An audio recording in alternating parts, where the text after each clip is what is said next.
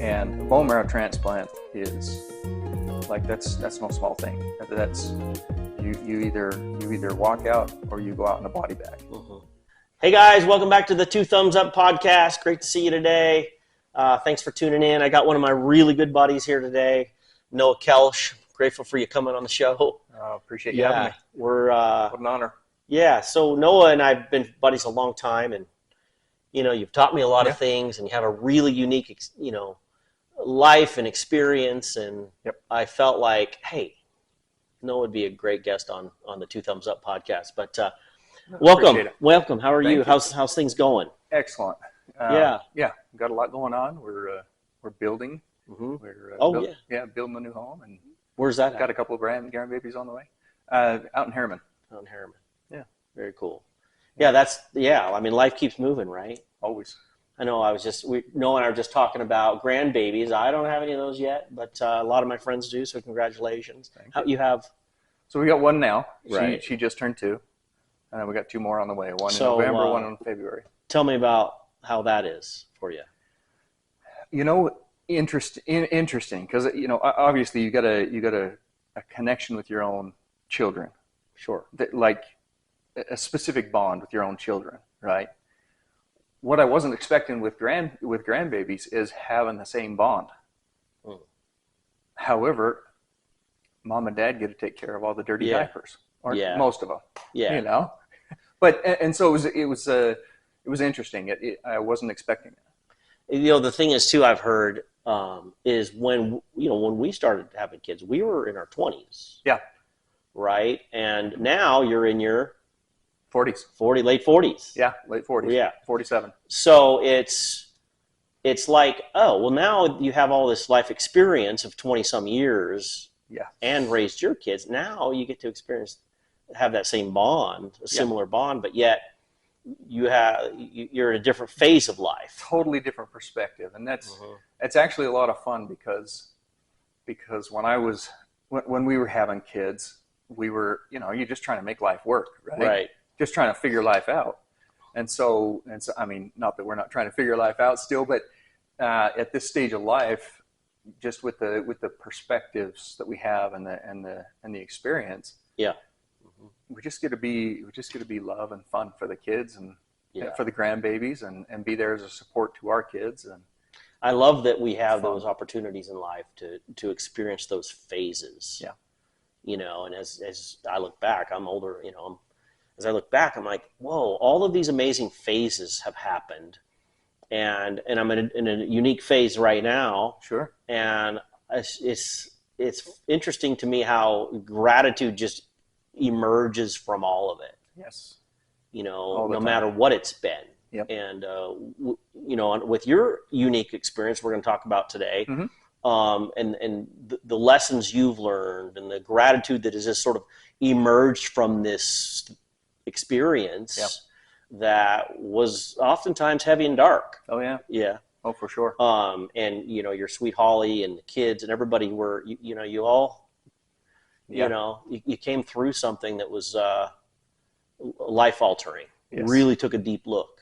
Yeah. And I wanted to just talk real quick about Noah is an author. He just recently wrote a book and finished a book called Finding the Light. How do folks find this book? It's on Amazon. Amazon. You can get it on Kindle, Amazon, and then we're about to come out with the audio version. Very cool. On Audible. Yeah. So Finding Light, Noah Kelsch. I highly recommend you take a look at it. And we're going to talk about this book some today and how this book manifested. Yes. Yep. So let's go back in time here for a moment. Okay. Yeah. So you were how old when you started noticing some things change for you? How old? Early 30s. Early 30s, actually. And what were you doing at the time? And raising kids? Yeah, raising kids, living life. Working? Worked at an extremely stressful job. Mm-hmm. Took on way more responsibilities than I ever should have, and or that I would ever recommend anybody having. And I did it little by little, right? Yeah. You don't even notice it. You just take on another responsibility. Because you can take it. You can do it. Oh yeah. Like I can do it. I can do it. Yeah. Yeah. For sure. Yeah, I got this. So anyway, so I was taking on a lot of responsibilities, but and managing a lot of people and a lot of manufacturing. But I think the key, I guess, that caused the spiral was my mentality. Mm-hmm. My mentality and the self beat up that I was dealing with from being a child. Yeah. And the perspectives that I gained as a child. And so by the time I was in my early 30s, I had this toxic belief about myself. The story you told about yourself. Absolutely. Yeah. And then not realizing it, but as we go through life, with those perceptions, with the glasses, I guess you could call it, like putting on if you put on a pair of rose-colored glasses, everything has that hue. Yeah. If you put on a yellow pair of glasses, everything has that hue. Well, we all, as humans, we all obtain these perceptions as little kids. Yeah. And these lenses that we start viewing life through.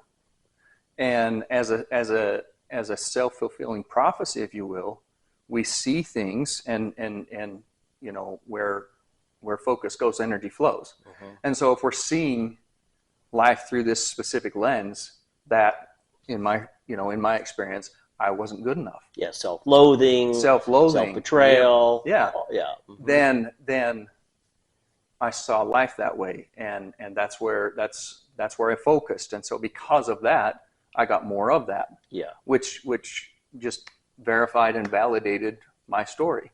Yeah. Which kept me in that vicious circle. That neuroplastic flow of oh my gosh, how did I create? It's like, and this correlates directly to human health, doesn't it? That's been your 100%. Experience. Yes. And it's like the grand forgetting. Yeah. Right? Because I promise you, and I know this with my kids, I know how they truly are. Yes. How they showed up here and the excitement they have about life and their confidence and their go for it. And that's what parents get to see. Yes. But then there's this other thing that happens. Mm-hmm. And I actually call it the great forgetting of who one is. Yeah. That's a beautiful way to put it. But then as you go through your experiences, there's the grand remembering of who one is. Mm-hmm. And so you were going through the great forgetting. Yep. And when did you actually start going, oh, this is actually how I see myself? Yeah. So because you're married, you have kids. Yep. Married, kids. Mm-hmm. So actually, my energy levels just, again, in my early 30s, my energy levels just started dropping substantially, and I couldn't figure it out, like what was going on, because I felt fine, right? Yeah. I was just doing life, felt fine, but my energy levels were tanking. And then we noticed actually little red dots all over my legs. Come to find out, it's called petechiae, which is little ruptures in the blood vessels. Mm-hmm. Again, didn't think too much of it, and I was very, very opposed to seeing doctors. Yeah. Very opposed to seeing doctors. Because you got it. Because I got it, yeah. I got this. So, and then we noticed some bruising, so it was like, okay, yeah, dealing with all this stuff. And there were some changes with what I was doing at work and stress levels and things like that. So we're just like, oh, it's probably that. Mm-hmm. Again, didn't want to see the doctors. Anyway, had a pain in my right side. We thought it might have been appendicitis one day. Was it acute, like it just showed up? It just showed up, yes. And then but if you ignore it long enough, it goes away, right? Right. So, time I made an appointment with the doctor, my wife's encouraging me. She's like, hey, just get in, get it checked out. So, all right, fine. Made the appointment. Time the appointment came by, I was feeling better. So I was like, I don't need it. She's like, look, we know you're dealing with some other things. Let's just have the appointment. Yeah. Right. So I went to the doctor. He did some blood tests, and then he called us about 6 o'clock that night. He said, hey, don't panic, but you need to go see a cancer specialist, a hematologist, because your blood numbers are way off. Like, great. So explains the fatigue. Yep. Explains the petechiae. Yep. Explains some of the, Well, and he didn't allude to anything other than you need to get into somebody blood. now. Yeah. Mm-hmm. So we went to a hematologist. Actually, they did a whole bunch of blood panels. They did a bone marrow biopsy, and they said, "Well, your number's a little off, but otherwise normal." So I was like, "Okay, well that's a huge relief." Right. So they started to, and they're like, "Well, let's process of elimination. Let's get you on some B shots." So I started shooting vitamin B into my stomach. B12, all the whatever. Yeah. Yep. Mm-hmm. Anyway, did that for a couple months, and then followed up with them, and there was no change. So they're like, "Oh, that's not it. Let's just give it some time and see what presents." Right? Because it's the typical medical practice says you treat a problem, you treat a symptom. Because right now we can't identify the problem. There's a problem. We can't tell you what it is. Yep. Yeah. So that was in 2012. So then it was just like, okay, well, call us back if you need anything, or when something else presents, because we really don't have anything for you. So we went along and just kept going because we got this. Yeah, you got it. Yeah. And then in 2013, I transitioned employment.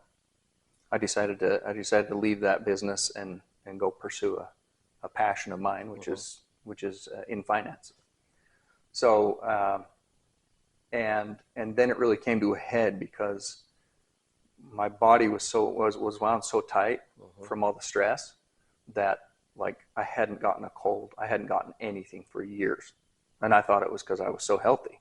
Yeah. In reality, my body was basically fighting. I was just running off, fumes, and so my body was like, we can't deal with anything else. Mm-hmm. So when I quit my job, the stress levels went way lower, but then my body was allowed to relax. It was like, okay, now we can relax, and then things really started to It's show interesting up. How that adrenal cortex, that adrenaline, that sympathetic, we talk about that sympathetic go, and then when you have it's interesting to me, it's like, well, people get sick during the holidays. Yeah. Well, it's finally their body says, okay, I've got some downtime now, it's time to actually repair, because sickness is actually, when it's pushed beyond a point, it's very destructive, but it's a reparative mechanism in many cases. Yeah. Absolutely. So you change careers and your body says, it's time to deal with this. Yeah. And so my health actually plummeted.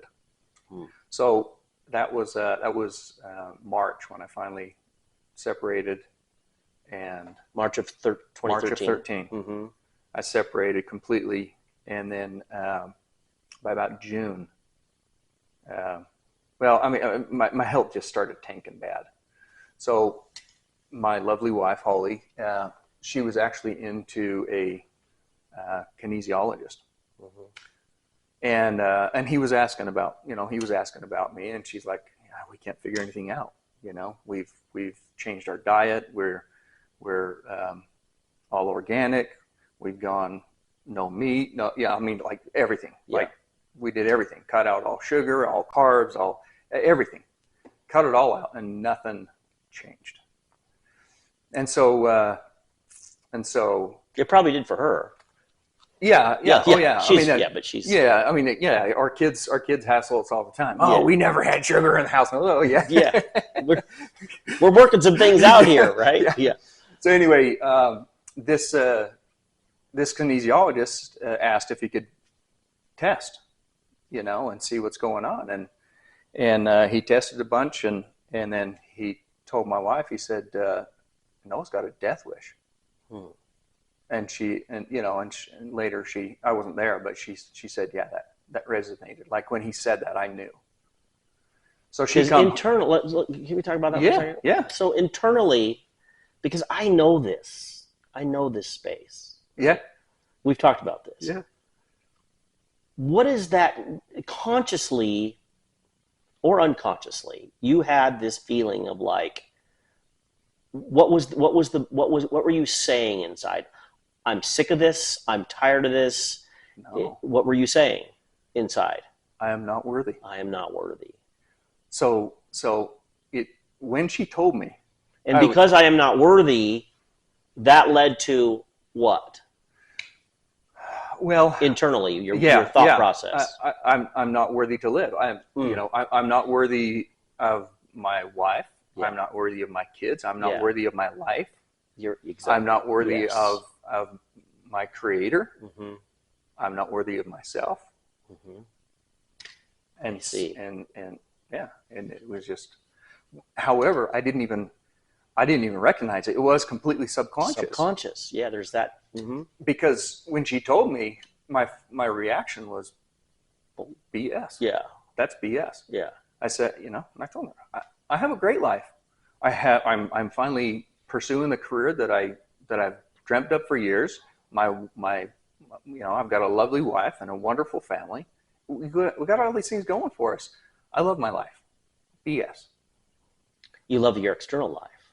Yes. Yes. Yes. And I know enough to know that if something bothers me, there's some truth to it. Yeah. And so, that was my reaction. BS. Whatever. Go about my day. But I couldn't shake it. It was like something there. And for days. And I was like, okay, I'm not being able to shake this. I better look into it. Yeah. Because we had been doing everything externally. Yeah. Right? Because I thought that inside stuff was just foo-foo. Yeah. I was just like, no doctors and no feelings. No feelings. No emotion. Yeah. All that is foo-foo. Mm-hmm. So, but I also know, it's like, okay, this is not going away. So it's time to look at it. Mm-hmm. So we did. And I actually went and a friend recommended a shaman, actually. Went and talked to her, and then, holy crap, my world just blew apart. Yeah. In a big way. Yeah. What was some of the realizations? Well, so I met with her. And spent a little time with her. We had a very candid, open, honest discussion about everything, and she spent a little time. She quieted and spent a little time. Just quiet for a minute, and then she said some things to me. She said, your creator doesn't. Basically, your creator loves you, and could never do anything to sever that love. And all this pain and all this dis-ease, the disease that you're experiencing or of your own creation, it has nothing to do with God. He doesn't want you to suffer. Had you heard that phrase before? No. That you created this? No. Yeah. No. But it spoke to my soul. Like, it wasn't just my ears. Yeah. It spoke to my soul. And when she said that, and then she simply asked me, well, do you want to live? Or do you want to, are you wanting to die? I said, no, I want to live. And for the first time in a long time, I felt it. I felt I want to live. Yeah. And when I did that, it was an out-of-body experience, to where I was lifted up, and I could see what was playing out there, where we were sitting on a park bench. I could see. My vision was blown wide open, but not from an earthly perspective. And I saw right in the center of my solar plex a little ball, black ball that had been compressing upon itself. It was about the size of a golf ball. And when I claimed I want to live, and I owned it, that thing flipped to a brilliant white light, and started expanding and growing instead of contracting on itself. And that, my goodness, that opened up a whole different can of worms. Yeah. And is that the point in time where you felt like your body began to heal? Because eventually you were diagnosed with something, yes? Yeah. Mm-hmm. So you went and saw the shaman. You had this amazing experience where she asked you some very poignant questions and gave you some information. And then you had this healing. This literally flipped the light switch on. Yeah, absolutely. That's the visualization I get. Yep. It's went from darkness to you flip the switch on. Yep. I want to live. Yes. And from that point, how did this continue to unfold? So, I'll speak to like spirit and guides and things like that. I'll kind of put some perspective on it. So, yeah. So we've got I think I smacked it. We've got guardian angels. We've got spirit guides who are always here. Yes. So one of the things I said, I had an out-of-body experience. I started seeing things, started seeing beings. And yeah, the light switch was turned on, but we have multiple bodies too. And so my physical body was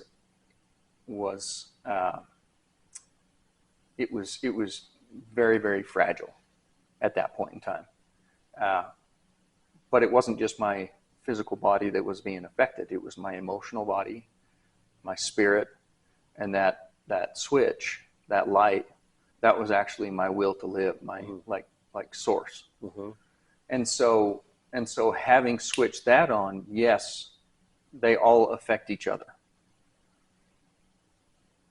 But that was the core of it. Uh-huh. That was just the start, the beginning. The life piece. The life, choosing to live. Mm-hmm. That was just the beginning. So that had an effect on everything else, as time went on. But I also had to address each of those bodies and heal each one of those bodies. And so the catalyst, though, was the choice to live. Choice to live. And then this whole process began to unfold. So, yes. Yeah. The choice. So where did you go from there? From there, like I said, I started seeing a lot of angels and guides and spirit started speaking to me in a big way frequently. From there, I actually that was in June, and my body continued to deteriorate. Actually, so my life force was coming alive, but my body continued to deteriorate because again, it had gotten so fragile by that point in time, and my bone marrow wasn't producing blood. Why wouldn't? I didn't have any will to live. Yeah, it was just manifesting. So come August, which literally it's interesting. That's the bone marrow to me too. Yeah, because it's the stem cell. Yeah, it's the foundational blank upon which life is organized and created. Yep. Yes. Yes. And so it's interesting to me when you had this hematopoietic cancer essentially. Yeah. That because you've shared this with me, but I love there's so much more going on here now for me when I hear this because we've talked many times, but it just hit me that literally the cells that create life. Yeah. We're saying, nope. I honor your choice. I honor your choice. Yeah. I honor your choice. Yeah. And another thing that was shown to me was choice. So we are never not at choice. Yes. We will always be and always have been 100% at choice in all things. And so the choice not to live, if I had continued on that path, not only would my choice not have been acknowledged and followed through on this life, but I could still, in the spirit world, even still continue to choose not to live. Mm-hmm. That's deep. Yeah. That's deep. And so, yeah, we are never not at choice. Yes. In all things. So you finally get the diagnosis. My blood cells, my bone marrow is not producing blood cells. Yeah, I know you ended so up in the hospital. actually, so what happened is I still wasn't going to the doctors, right? Noah. I know. I still wasn't going to the doctors. We were trying to do Because you got this. we got this. Now we did about everything you can imagine holistically. Right. Okay. It's not that we weren't doing anything. We were just doing everything holistically because I just avoided medical doctors. But nothing was changing the trajectory. And I'll speak to why here in a minute. But so come August, and I had, I mean, I wasn't only producing no blood, but I wasn't producing platelets either. So hence the bruising, the petechiae, and bloody noses and bloody gums, I was bleeding a lot. So come August, went to get ready for work. Nose started bleeding, which wasn't uncommon, but I couldn't stop this one. And so to the point where, I could usually stop it after a couple hours. Couldn't stop it. So I cleared my schedule and we did everything that we could to get the nose to stop, but it bled all day long. By about 5 o'clock, I was laying flat on the couch trying to stay conscious. You'd lost so much blood. Yeah. And it wasn't red anymore. It was more of a I want to say pink hue. I mean, it was still red, but it was like lots of plasma, more no clear. red blood cell. Yeah. And so I told Holly, I'm like, look, I don't want the ambulance here. Just take me into the emergency room. Let's see what we can figure out. So I got in there and to stop the bleeding. This is August of 2013. August of 2013. So went into the doctor. They did what they could to stop the nosebleed, and then as a precaution, because I'm coming in there for bleeding, as a precaution, they're like, oh, we better take your blood too. It's like, okay, whatever. Doctor takes blood, routine, boogies out, and he flies back in. He's like, did you walk in here? I said, yeah. He's like, you're not walking out. What are you talking about? He's like, I've called the ambulance. We don't have the equipment here to treat you. We got to transport you to a different hospital. I'm like, yeah. We drove in. Holly can just drive me over there. And he's like, you're not even getting off the table. He's like, I can't even believe you're conscious. You should be dead. Anyway, they transported me, started pumping me full of blood, which felt... Transfusions. Transfusions, yeah. You're like, oh, I'm feeling pretty good. Had 6 transfusions over the next 24 hours, which made me feel like a superhuman. Yeah. And blood's important. Blood's important. Yeah. And that's what was happening medically, and then the Spirit was with me the whole time. And when people would, as your body was going through this, and you'd already recently had that experience of that, I want to live. Yep. Do you feel like the weak link in this whole scenario is the body?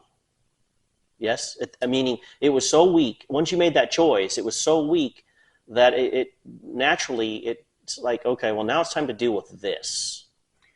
That would make sense. It was, I still... Quit ignoring this, so to speak.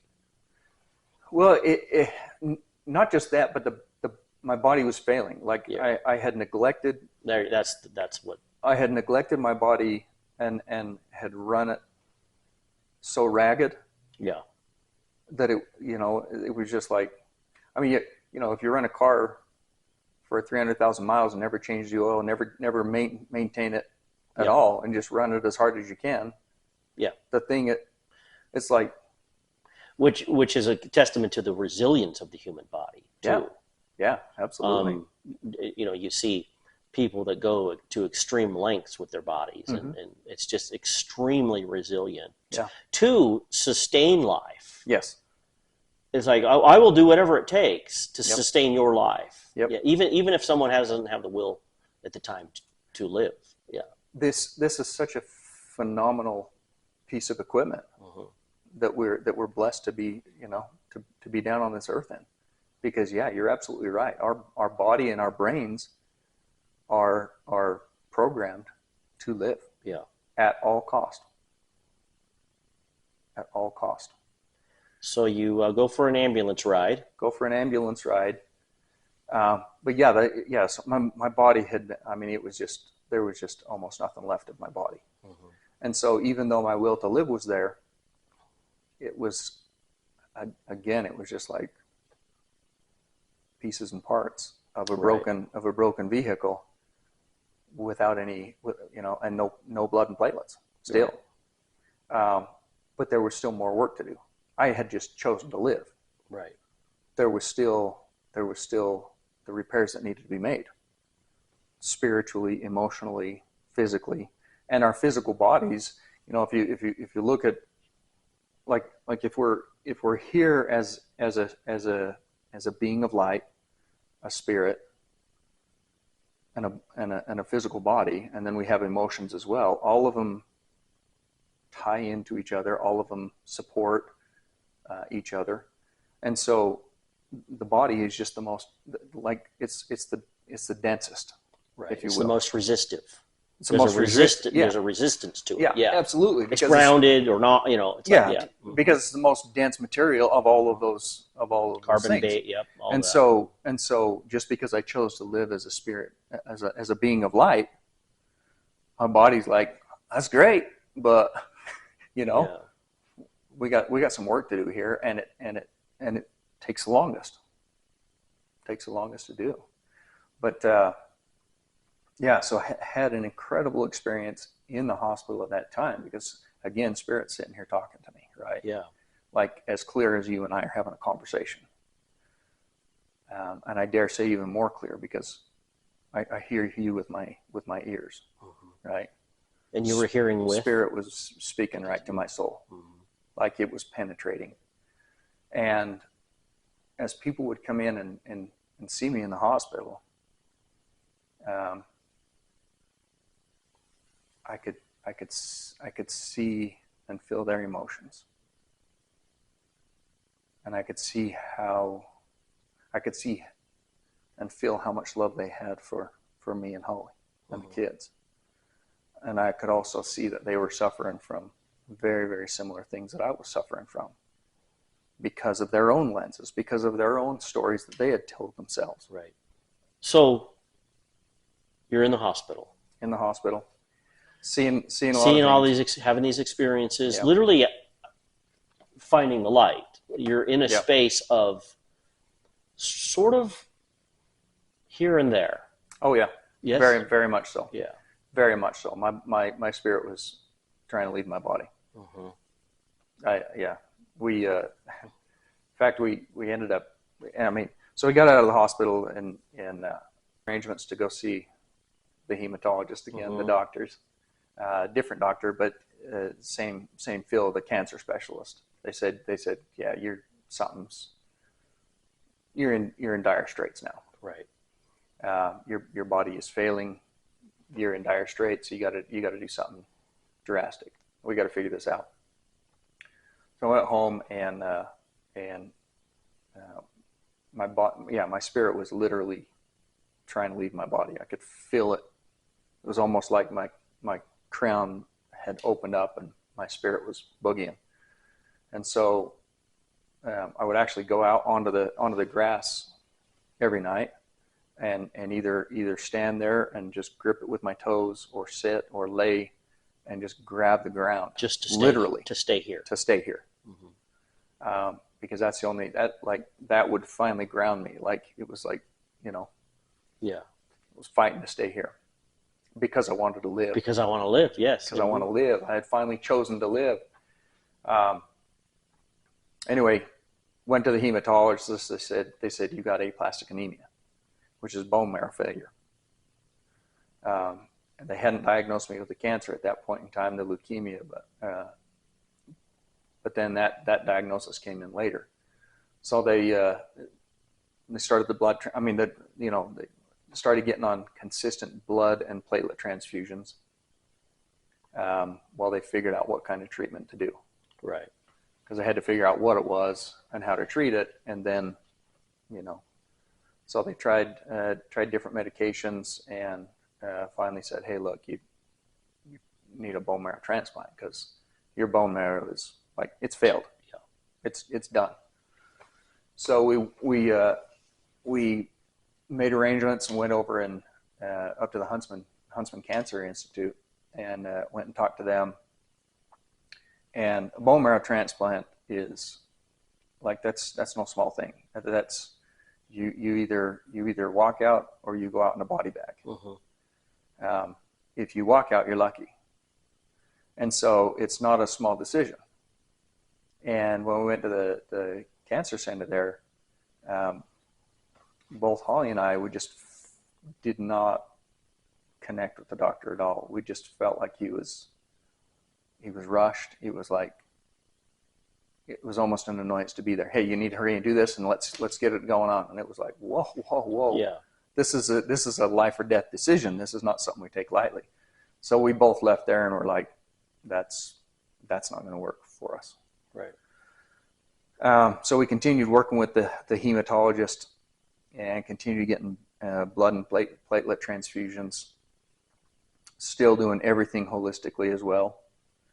And then connected with some foot zoners. And so what I would do is I would go get a blood transfusion, blood and platelet transfusions, and then I would go to the foot zoner, and they were, through foot zoning, they were able to push the blood to my extremities. Because even with the blood transfusions, I was getting up to about half of what a male should have. Right. It wasn't anywhere near full. It was just bringing me up to about half tank. And so as a result of that, all my extremities started suffering tremendously. It was hard to Strength levels. Strength was toast. It was hard to move my hands. My hearing started going, my hair, just everything. It was bad because and it felt like things were shutting down, like literally. And so whenever I'd go to like I said, the foot zoners, they were actually able to push the blood, and I could feel the blood in my extremities again. Yeah, it was cool, and it was just a very interesting experience. Because who would have?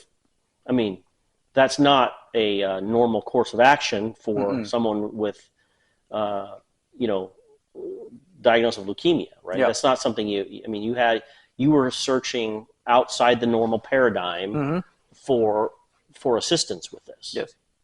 Yep. And so how did it continue to unfold? So you start to go see these alternative healthcare practitioners and different things, and you're still getting the platelets in the blood. Yeah, blood and platelets, and with blood and platelets, they'll last for a certain amount of time, and then you got to go get them re-up. You got to go get another transfusion, but after a while, the time that they last goes smaller and smaller. So we continue to do that, and my body, so working with the foot zoners, the diet that Holly had us on, and interestingly enough, the foot zoner, she's working on me, and she's like, you don't have any protein, you don't have any building blocks for your cells. She said, did you guys go pretty much vegan? Oh yeah. Yeah. It was everything. And the foot zoner, she got in there working on my feet, and she's like, you need meat. Mm-hmm. Like if nothing else, you're killing yourself because you don't have any meat in your system. So she said, go start eating steak, like have a steak a day, and that's still not enough. So, which was that's like good news. It was like, oh yeah, it was great news, but it was just like, what? Yeah. But but it was actually very hard for me to digest meat because it took so much energy. It takes energy to digest food, and so even switching from eating fruits and vegetables to introducing meat back in, it was actually hard for my body to assimilate that just because of the energy it took, because I was that low. Anyway, so that continued for a while, and then we ended up switching insurances, and the time between blood transfusions was getting shorter and shorter, and so the hematologist is like, look, we can't keep this up forever for a couple of reasons. First of all, your liver will be toxic with iron from all the blood transfusions. and that can potentially kill you. Yes. Or the time between blood transfusions is getting short enough that at some point we're just going to have to tell you to go home and make peace. Yeah. Make your peace, because you're going to die. So he's like, get into another, like go and see about the bone marrow transplant again. So we had switched insurance and ended up going to LDS. And this time the experience was completely different. The doctors took their time. They answered all the questions that we had. They even gave us a great big thick book, booklet of stuff, and said, hey, look through it. Any questions you have about the whole process, about the recovery, about everything, like, we're here for you. So it was a completely different experience. And at that time, Holly and I both walked out and said, like, we feel comfortable with these guys. Yeah. Right. And so then we, this is a long span of time that we're kind of, for the sake of time. Sure. Yeah. But anyway, so we ended up, because my bone marrow just wasn't coming back online.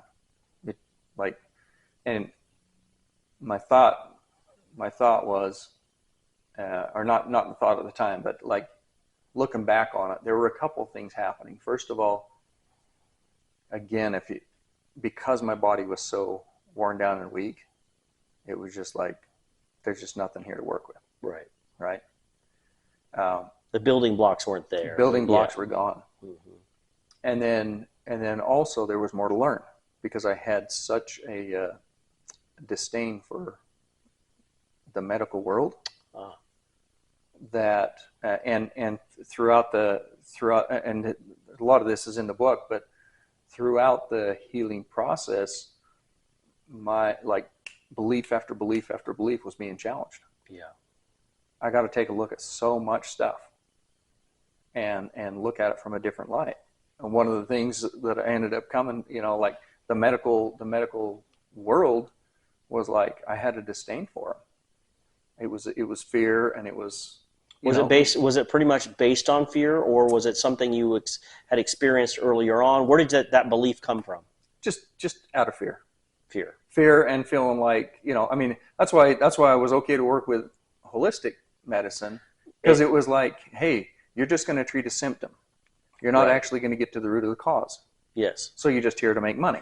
It's interesting you say that, because I actually had a conversation with it was my brother this morning about, he probably won't care if I share this, but he had thyroid cancer a few years ago. Mm-hmm. And they removed his thyroid, and they continue to want to do testing, and just precautionary, and just a year down the road, let's test you again. Mm-hmm. We talked about this fear mechanism, because there's always that thing back here, the boogeyman saying, the test came back right. And we talked about that, and it's like, what resists persists. And so we talked about, is there other possibilities here? Could you go and have this test and be absolutely grateful instead of fearful that A, your numbers are great, B, this is precautionary, C, I'm so grateful that there's this technology that can monitor my life so I can live and continue on my experience, my journey, my path. And so to shift that paradigm, you're going through this process of this sort of disdain, but the foundation of is fear for the medical world, because for a lot of people that's scary. Yeah. And so as you unfolded and those beliefs you started to question those. Oh yeah. And you actually, at the hospital there, at the LDS hospital, met some doctors that truly had compassion. Mm-hmm. And the interesting thing is that, to me, when you were sharing that, is the feeling I got was you resonated with compassion. Yes. And as doctors and practitioners lead with compassion, the information is, I trust you. Mm-hmm. It leads to, I trust you. Yep. And is that kind of what happened? Absolutely, yeah. And because like I said, I had an opportunity to challenge all my beliefs, all my closely held The fear, beliefs, all the yeah. I had an opportunity to let all of them go. Isn't it funny too, or not funny, haha, but funny, interesting, how oftentimes beliefs, in my experience, are actually based on fear. Oh yes. It's like the pain. That's like, okay, well, that I believe this because I'm fearful of this. Yeah. It's super interesting. It's and Yeah. you know, to add to that, so much of life, like this is what this is very interesting. So much of life, the very thing that we fear the most, is exactly what we're experiencing. Yes. And so, you know, I mean, look at like taking on a new job, or do it like expanding, or do it like challenging your own beliefs and different things like that. It's like, what are you most afraid of? Yeah. I've had this conversation with Holly many times. You know, like what is the great, just, you know, just because we talk and we learn and grow together, but it's like, what are you most afraid of? What is it that you don't want to experience? Well, this and this and this and this and this. Okay, so what are you dealing with right now? It's those exact all of that same stuff, right? It's like, yeah. So you're afraid of all yeah. the exact things you're dealing with. Why not move forward and see what I resist persists? Yes. Yep. So you're finally you've met some doctors you trust. Yes. And then how'd that unfold? So went in and had a bone marrow transplant December 18th of 2014. And hey, 10 years plus. 10 years this year. 10 years this year, you're right. Yeah, 10 years in December, yes. And last blood transfusion was, I think it was January 2nd, 2015.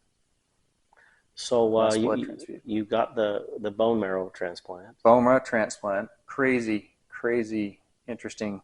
So, you know, I had the central line in, right, that they're giving me all the medications and chemo and all that stuff, because they got to wipe out your system first. Sure. So they put me on chemo to absolutely destroy my immune system, and then horse serum actually to kill anything that the chemo didn't get. And so that completely annihilates everything, which is why I said you either go out in a body bag or you walk out, because you have nothing. And so if the new bone marrow cells don't take, you're a goner. Yeah. And there were, you know, I mean, just while I was up there in the hospital, because they have like the whole east wing of the top floor up there is for bone marrow transplants. And there was an average of one person a week going out in a body bag while I was there that I know of. Yeah. So that's why I say it's not a decision you make lightly. It's what I call it's a scorched earth experience. Absolutely. Yes. That's a great way to put it. It's like, well, I mean, literally, we're going scorched earth with your immune system. We're going. I mean, it's like this grand forest. It's like, hey, this is either we bear fruit again from a whole new foundation, or it stays scorched earth. Yeah, and you're dead. We'll see you somewhere else, right? Yeah. So I mean, I had an iron will to live. Yeah.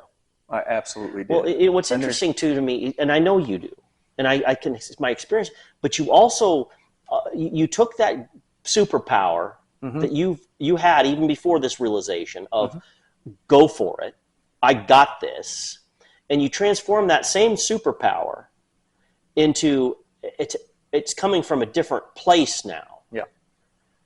Right? Because I know a lot of men, and women I think too, but we're more men, and so, you know, there's this thing about, I freaking got this. Yeah. From here. Yeah. Oh, yeah. The outward experience. Ego. Yeah. The ego. Or I got this. Yeah. From here. And it's a completely, but it's still a superpower. It's like you take your superpower and you just move it down, 8 inches, whatever. It's like, oh no, my superpower is who I am. Yeah. Not who I project, my persona. Not who I want you to think I am. It's who I am. But you took that same superpower that got you through literally almost complete bodily destruction. Yeah. And you now took that same will and transformed it into this grand mechanism of healing. Yes? Yes. Is that what I'm hearing you say? Yes. And And speaking of the ego and the that which you resist persists. So one thing I kept hearing, because and we hear it all in the media and everything like that. It's like, fight cancer. We got to fight cancer. And it's like that never resonated with me. So what did you do with cancer? I said, look, what's there to fight? It's a reality. I'm not gonna fight reality. However, I'm also not gonna quit working towards a solution either. Yeah. And so I surrendered to what was, and I moved through it. I said, I'm gonna with dignity, I'm gonna walk through this. Yeah. And as long as I continue to breathe, I'm gonna keep moving forward. That determination. Yeah. I got this. I got this. As long as I'm breathing. Yeah. And when I'm done breathing, I'm done. Yeah. And then we'll see what happens. Yeah, from there. Yeah. Well, either way, I was going to overcome it. Yeah. Right? That's the truth. Either way, you got it. Done with it. So I was like, well, as long as I'm here, I mean, in the grand scheme of things, in the grand scheme of eternity, 80, 90 years of a human life is like a blip. Yeah. So it's like, even if I live to a ripe old age, it's still going to just be So might as well live. Might as well. What would you say to folks that have and I don't even like the word you use, lost, because that's not that doesn't resonate with me. People that have walked through cancer with loved ones, and that loved one ends up transitioning, leaves this life. What would you, because they had their experience too. Yes, absolutely. And you've had your experience. What would you say to folks that have had a similar journey but had a different result? Yep. What would you say to someone like that? We make agreements. We make agreements before we ever come down on this earth with loved ones to gain certain experiences for ourselves and or show up in a way to provide an experience for another, generally a loved one. Yeah. So for those individuals, and I've got some in my own family who transitioned from cancer. They fulfilled their purpose. They fulfilled their journey on this earth, and it's for us in this human form to glean the lesson. To be open to the information. Yeah. To be open to because ultimately we're here to learn. We're here to gain experience. Yeah. And so, I mean, my heart goes out to them, first of all. Yeah. Not because their loved one transitioned, because I don't view death that way anymore. But my heart goes out to them because I know they're still suffering. And I feel that. Yeah, the family member, the lost. I feel that. Mm-hmm. It just popped into me. I had a nephew who passed from rhabdomyosarcoma. He was diagnosed when he was 8 and had all these experiences and literally dealt with this until he was 25. Mm-hmm. And but when you were sharing this, he popped in for me, and I consider him. I consider him often because of his experience and his mama and my wife's brother and their family, and I learned so much from him. Yeah, there's a resilience, there's a gentleness, there's a compassion. I see him as courageous. Yeah, because I asked myself, could I walk a similar path? Yeah. And then the fear comes. Yeah. Right. And so I look at him as extremely courageous for the path that he walked. And I actually would love to consider. I hadn't considered it till this moment to have his mom on the podcast. Yeah. And I'm going to write, Dana, I'm going to write you down because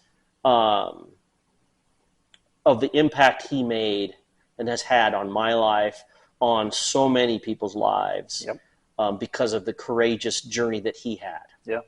And so to the point of hey, coming through this process of leukemia and thriving, or to those that have come through a similar process and transition or passed, what has, to me, the emergence of gratitude, even for sweet Caleb and his life and his experience, and my wife's mom passed from, just the gratitude for her. My wife and I consider her mom, think about her mom a lot. She pops up all the time. Yeah.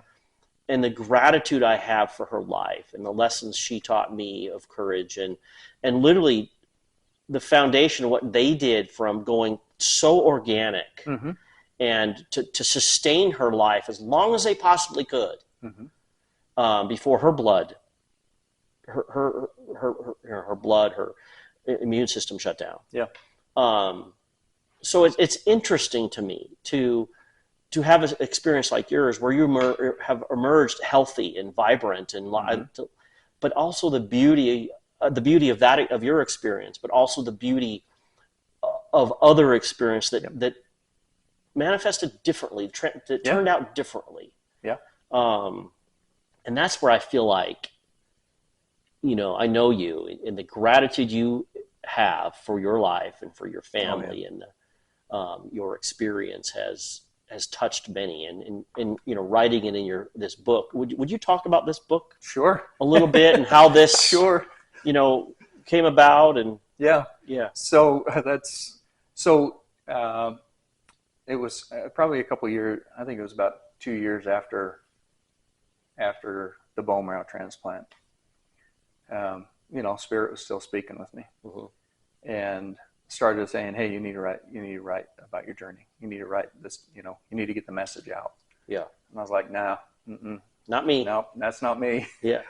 Anyway, the feeling wouldn't leave, and continued to get stronger and stronger, until it was like, okay, all right, I agree to write the book, and publish it. However, I'm having a conversation with Spirit here. Yeah. However, I need you to be here with me, because I want it to be 100% true, like authentic, 100% authentic and true, and I have no idea I don't even know the first steps of writing a book, right, or any of that stuff.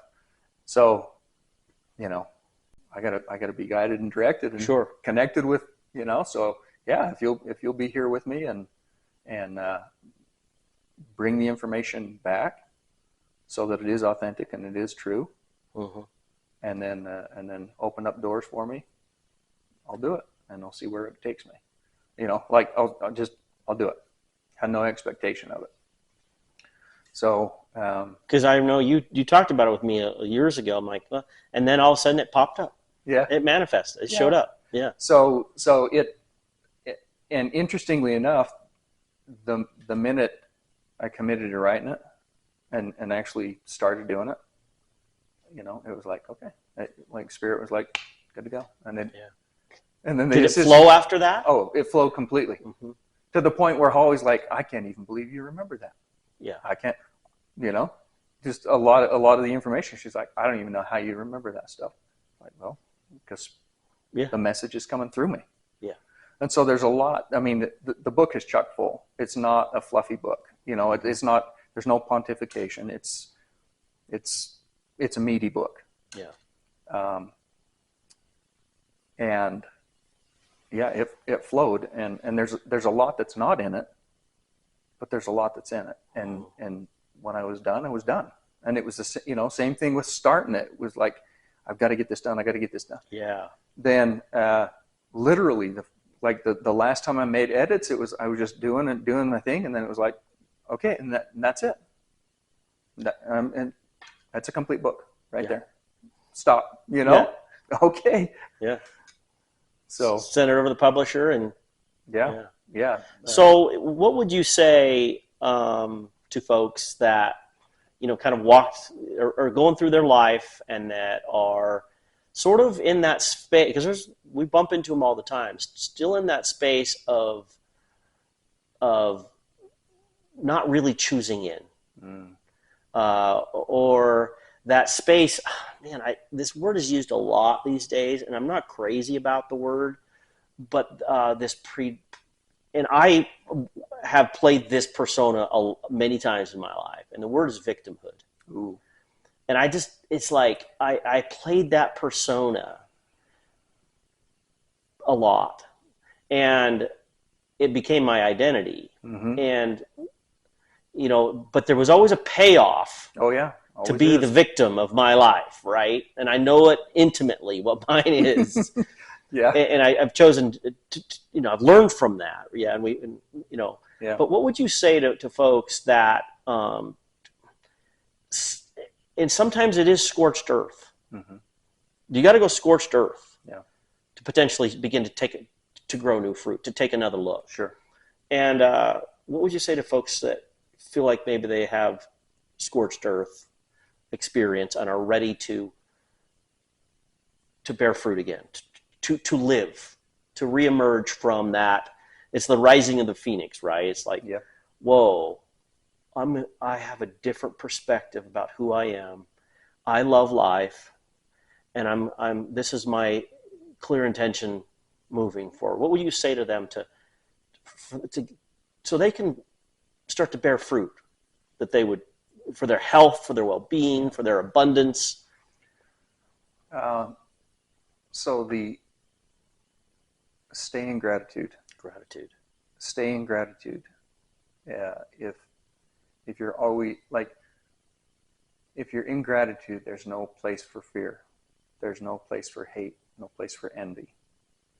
No place for victimhood. No place for victimhood. Yes. No.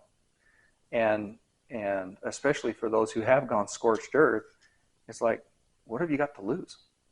You know what that looks like. Yeah. And you also know that that's very, very uncomfortable place to be. Otherwise, you wouldn't be going scorched earth. Right.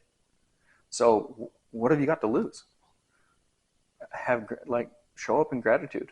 Show up in love. What are some things you do every day to stay grounded, stay here, create abundance for your health, create abundance to stay in this space of gratitude? What are some of the tools you use? A lot of introspect, meditation. Mm-hmm. Meditation. I learned how to meditate. Yeah. I was shown how to meditate through this experience because I wasn't a meditator before. Right. Meditation is extremely valuable for anybody who wants to be grounded. Looking inside. And when you say meditation, I know that word's used a lot. Yeah. Yeah. What does that look like for you? Because I know what it looks like for me. But I'd like to hear what it is for you. Yeah. Different types of meditation. I did a lot of meditation where I'm just like flat out, like look like I'm asleep, but I'm deep in thought. I meditate at the gym. Mm-hmm. Like I'm working out. I'm in a full blown, sweaty, gross workout. Yeah. And I'm giving gratitude. Yes. And a lot of times that's what meditation is. So,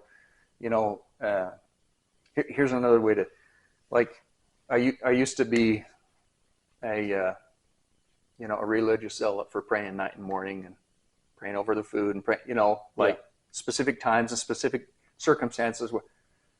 It's like, I view meditation as a prayer. Yeah. But that changed too.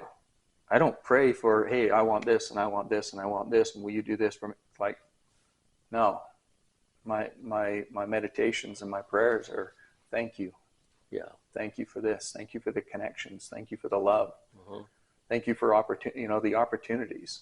Look at the beautiful, the beauty all around us, in and through all things. And that's a continual thing. It's not certain times a day. It's all the time.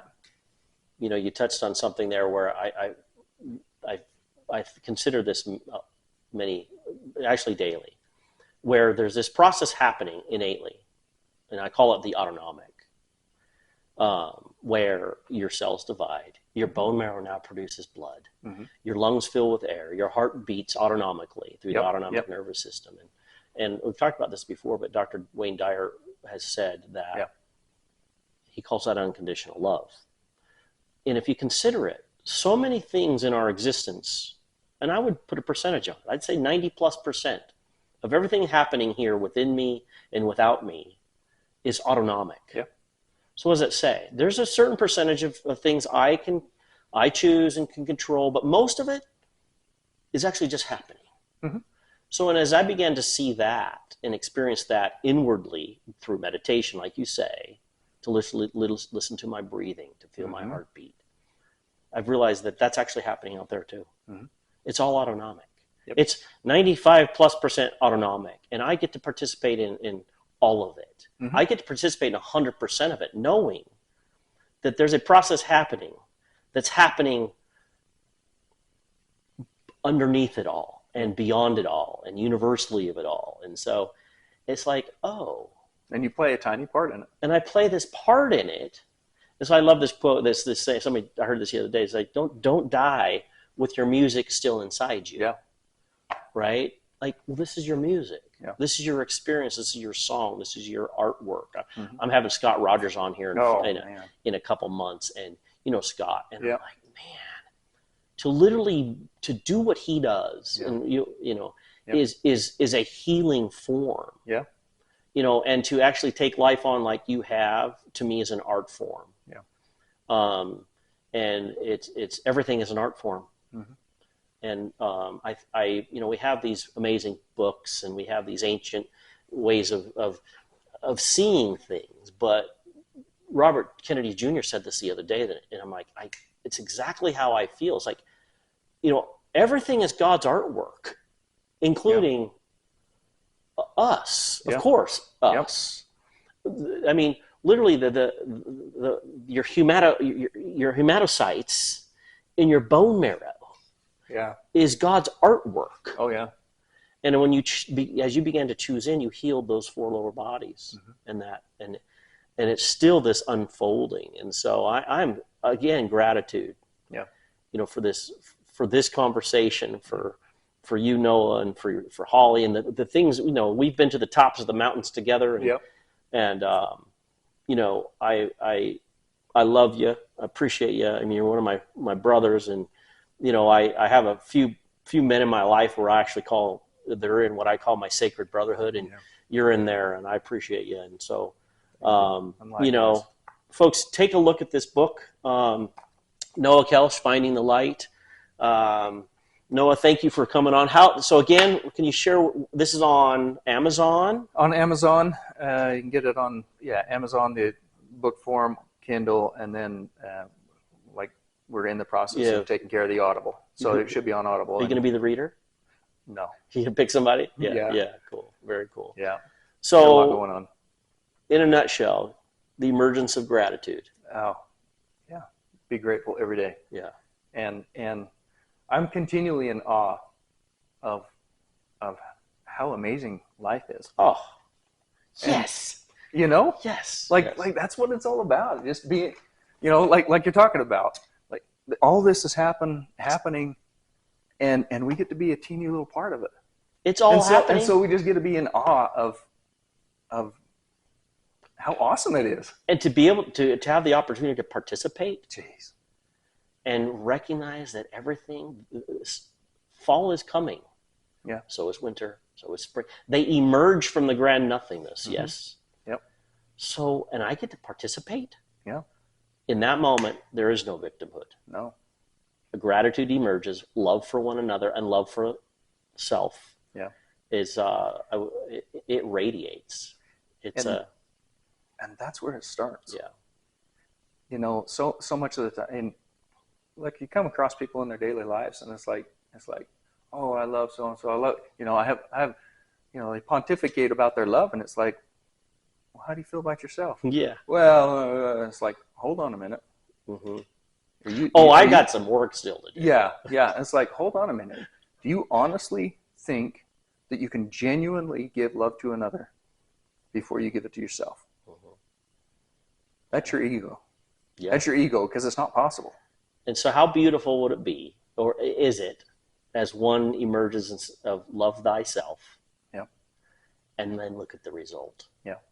It's like when I see someone turn that on, that I love me, immediately in my mind's eye, or this energy, I see the tree of life. Mm-hmm. It literally emerges. It's that blossoming of the rose. It's the transcendent. I am so grateful for me. Yeah. And it's the heart of human health. Mm-hmm. And your body responds and says, yes, yes, yes. Yep. So, brother, I love you. Thank you for coming on the show. Thank you for having me. Appreciate you. Thank you. Thanks, folks, for tuning into the Two Thumbs Up podcast. We love you and grateful for you. And, take a look at Noah's book.